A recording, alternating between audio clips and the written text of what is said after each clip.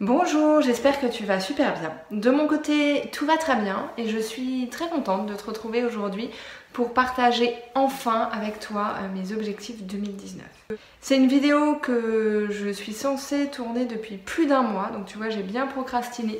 Mais bon, comme je te l'avais expliqué dans une de mes dernières vidéos, la période des fêtes a été encore plus chargée que prévu. Ensuite on est parti en voyage et puis là le début de l'année s'est fait sur les chapeaux de roue. Voilà, on est reparti sur un rythme assez actif encore. Et c'est vrai que j'ai du mal à prendre le temps de me poser, de sortir la caméra et de filmer mes vidéos tout simplement. Et pourtant j'en ai envie et en plus ça fait partie de mes objectifs de cette année. Donc voilà, je le fais aujourd'hui. Bon, je suis un peu crevée en plus parce que notre petit dernier a des dents qui poussent et donc la nuit a été assez courte et la journée a commencé très tôt.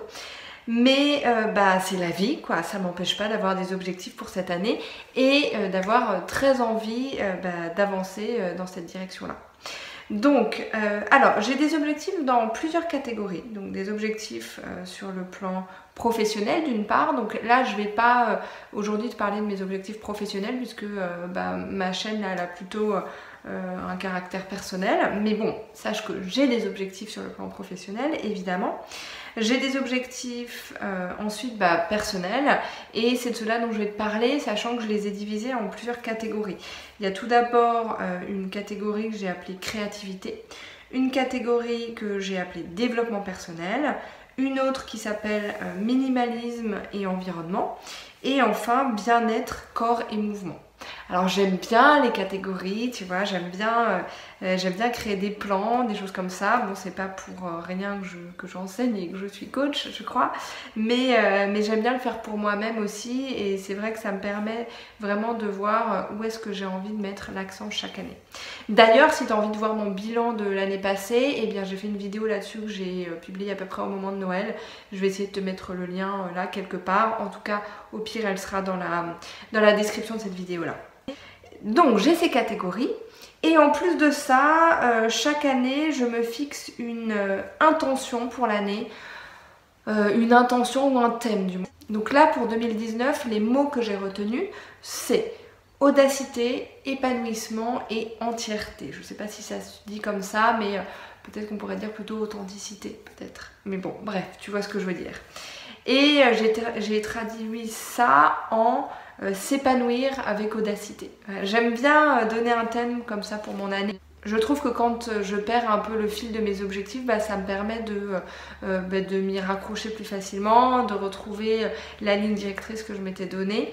Et alors après tout ça c'est pas gravé dans le marbre évidemment, hein, puisque au fur et à mesure des imprévus de l'année, je m'adapte, il y a des choses qui deviennent prioritaires, d'autres moins, il peut y avoir de nouveaux objectifs qui apparaissent, de certains anciens objectifs qui disparaissent, mais disons que les objectifs et l'intention, le thème que je donne à mon année, ça me permet de me donner une direction et j'ai besoin de ça pour aller de l'avant.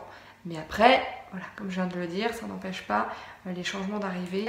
Alors la première catégorie sur laquelle j'ai envie de mettre l'accent cette année, c'est la créativité. Et pour moi, la créativité, ça passe surtout par l'écriture et par les vidéos, par le fait de faire des vidéos, notamment pour YouTube. C'est un mode d'expression que j'aime beaucoup. L'écriture également, c'est un mode d'expression qui m'est très naturel. J'ai toujours écrit depuis que je suis petite. Alors, jamais en tenant un journal, parce que tenir un journal de façon quotidienne, je l'ai fait par moment si tu veux, mais jamais dans la durée. Mais j'ai toujours écrit et j'ai toujours adoré écrire. Donc cette année, je veux vraiment mettre l'accent là-dessus. C'est un objectif que je m'étais donné l'année dernière aussi. Sauf que, il y a eu énormément d'imprévus sur l'année dernière, notamment sur le plan professionnel, qui font que j'ai eu beaucoup moins de marge de manœuvre pour mettre l'accent sur ce sujet-là. Et cette année, j'aimerais vraiment y arriver et du coup j'en fais une priorité et je l'énonce même en premier dans la ligne de mes objectifs. Donc j'aimerais tout d'abord implémenter une routine quotidienne sur le sujet de la créativité. Donc j'aimerais tous les jours terminer la journée en ayant l'impression d'avoir utilisé ma créativité, d'avoir fait quelque chose de créatif. Donc le plus souvent ce sera probablement de l'écriture, ça peut être lié à des projets personnels ou à mon activité professionnelle, hein, puisque je suis aussi amenée à rédiger des newsletters ou des choses comme ça dans le domaine professionnel. Ça pourrait être lié à l'écriture des vidéos, au fait de filmer des vidéos, mais je voudrais tous les jours avoir l'impression d'avoir fait quelque chose de créatif. Idéalement cette année j'aimerais réussir à faire en entier le programme The Artist Way, qui est issu d'un livre dont je te mettrai le lien en dessous, puis je t'en reparlerai du coup dans le cadre de cet objectif là. C'est un programme qui est assez prenant puisque ça demande vraiment une très grande assiduité, il y a des actions à mener tous les jours et notamment au réveil le matin, et c'est vrai que ça c'est pas facile pour moi parce que j'ai déjà une priorité quand je me réveille, c'est ma pratique de yoga, et c'est difficile de tout caser sachant qu'on a des enfants, qu'il y a le boulot, etc. etc. Mais voilà, je veux en tout cas m'assurer chaque jour d'avoir fait quelque chose de créatif et si possible, idéalement, reprendre ce programme The Artist Way. Et puis je voudrais continuer à créer des vidéos et donner plus libre cours à mon inspiration, c'est-à-dire que parfois il y a des vidéos que j'ai très envie de faire ou que j'écris et finalement je les fais pas, alors soit par manque de temps, soit parce que je sais pas trop si ça peut t'intéresser, si c'est dans la ligne éditoriale de la chaîne, etc.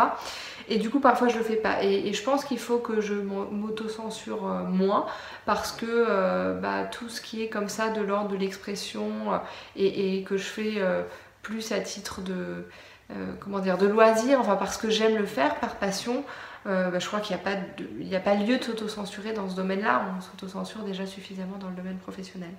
Voilà, donc mon premier objectif, c'est vraiment développer la créativité, faire quelque chose de créatif chaque jour. Ensuite, la deuxième catégorie sur laquelle j'ai envie de mettre l'accent cette année, c'est le développement personnel. Donc c'est déjà un travail que j'ai entamé depuis plusieurs années, mais je suis très passionnée par ce domaine. D'ailleurs, c'est à la croisée entre le personnel et le professionnel. C'est vrai que ce que je fais sur le plan personnel dans cette catégorie-là a un impact sur mes activités professionnelles dans le cadre du yoga et du coaching. Et chaque action que je mène sur le plan personnel là-dessus va enrichir ce que je peux faire professionnellement. Mais en tout cas, voilà, j'ai envie de mettre l'accent là-dessus. Je poursuivre mon apprentissage du développement personnel, donc je lis énormément. En ce moment, je suis très intéressée par les notions de concentration et d'attention à ce que l'on fait. Je lis aussi beaucoup sur la méditation, sur la pleine conscience, sur le coaching évidemment, et puis sur la spiritualité. Et donc là, en termes d'action, je voudrais lire au moins un livre par mois sur le thème du développement personnel. En plus, je voudrais implémenter une habitude clé par trimestre. Donc une habitude clé, ça pourrait être celle d'écrire tous les jours par exemple, ou autre chose concernant ma routine matinale, ma routine du soir, ou toute autre chose qui est trait au développement personnel. Et puis j'ai des formations aussi en cours dans le domaine du yoga, dans le domaine du coaching et d'autres pratiques liées au développement personnel, et je voudrais terminer ces formations cette année, ce qui me demande aussi un peu d'investissement et ce que j'ai parfois déjà du mal à caser. Donc ça fait pas mal de choses sur le plan du développement personnel. Donc sur ce sujet-là, j'ai déjà des choses dans ma to-do list, comme lister les livres que j'ai envie de lire en priorité pour être sûre de bien utiliser mon temps là-dessus, faire la liste et le calendrier des habitudes que j'ai envie d'implémenter cette année. Si je choisis par exemple 4 habitudes clés, quelles sont-elles, à quel moment je peux les implémenter et comment les designer d'une certaine manière pour que ce soit réaliste dans ma vie telle qu'elle est aujourd'hui. Et puis aussi bloquer des créneaux chaque semaine pour avancer le plus efficacement possible sur mes formations. Voilà, donc pas mal d'actions, et rien que le fait d'avancer dans ces objectifs, c'est un peu du développement personnel aussi. Donc je sais que je vais travailler là-dessus cette année. Ensuite, j'ai une catégorie qui me tient énormément à cœur, qui est minimalisme et environnement.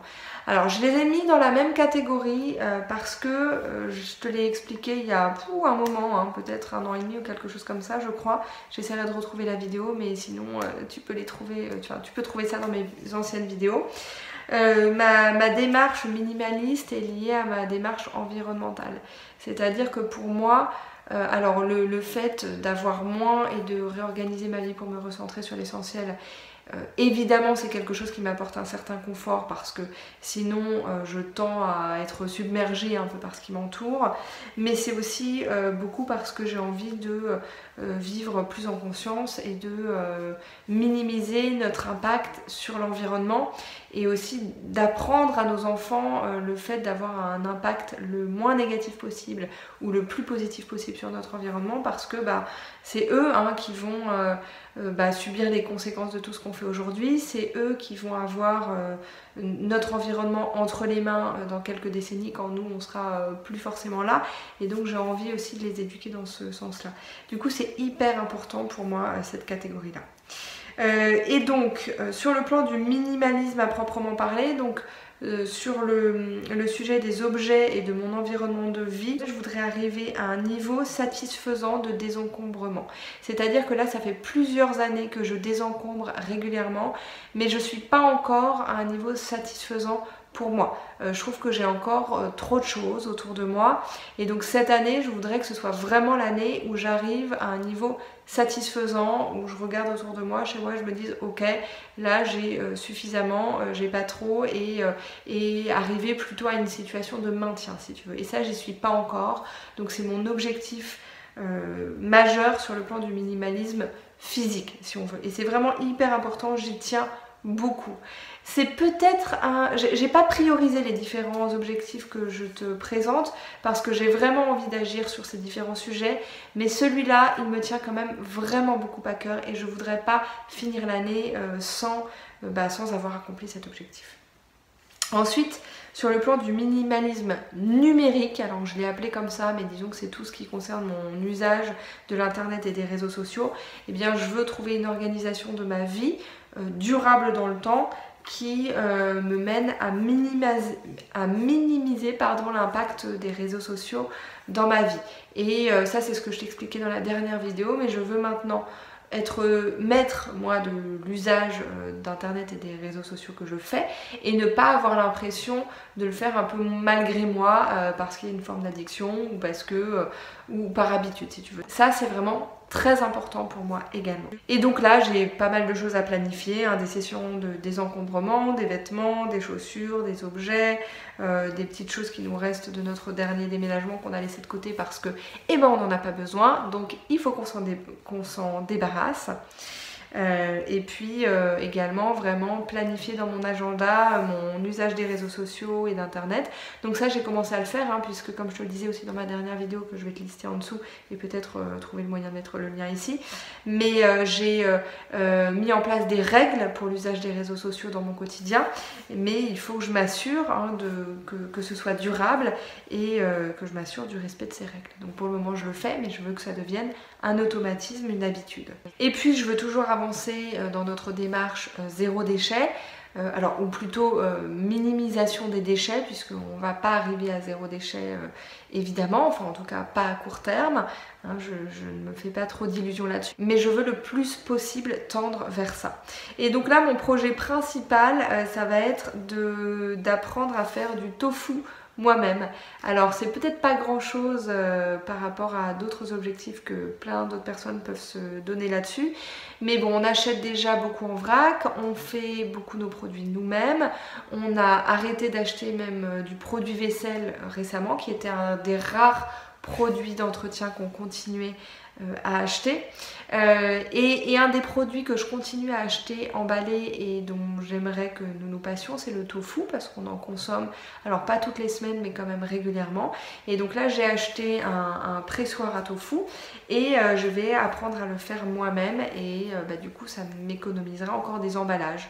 Il me reste ça et les yaourts pour les enfants, puisque nous adultes on n'en consomme pas, mais on en achète pour les enfants.